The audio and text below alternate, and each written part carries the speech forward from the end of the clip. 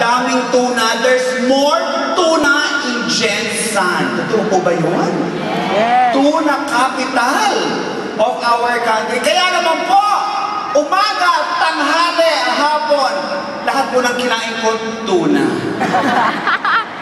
Almusal ko, tosilong, tuna, sinangag at itlog. Tanghalian ko, pares. Pangalan, tuna. Yan po ang aking pares. Merienda ko, halo-halong tuna. At saka tuna sandwich, tuna salad, and of course, mamaya bago ako matulog, iinom pa ako ng tuna shake. Thank you so much. May mga Philmanians ba rito? Pero palagay ko, kahit pagsamasamahin ang mga Philmanians at Noranians, ngayong gabi, ang pinakamarami, mga Ancartesians. Magpalakpakan lahat ng nanood ng No Other Woman. Thank you. Magpalakpakan lahat ng nanonood ng Showtime.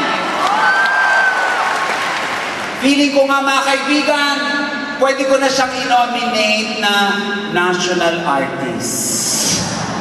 Total endorser naman siya ng Avon. O de pwede siyang National Makeup Artist. At napakasipag po niya. Umarte, mag-commercial, mag-pelikula, mag-concert. Naaalala niyo ba yung Diyosa?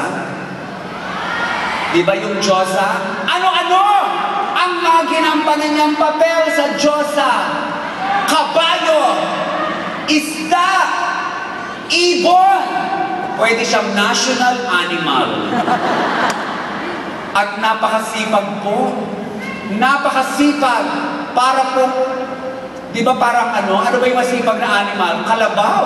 National animal. Pwede rin po. Pero palagay ko, mas bagay sa kanya dahil napakaganda niya at napakabango, national flower.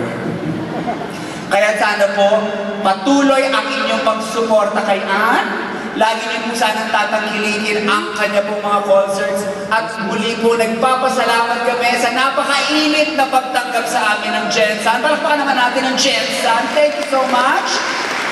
And thank you so much, Gladdery Fishing Incorporated.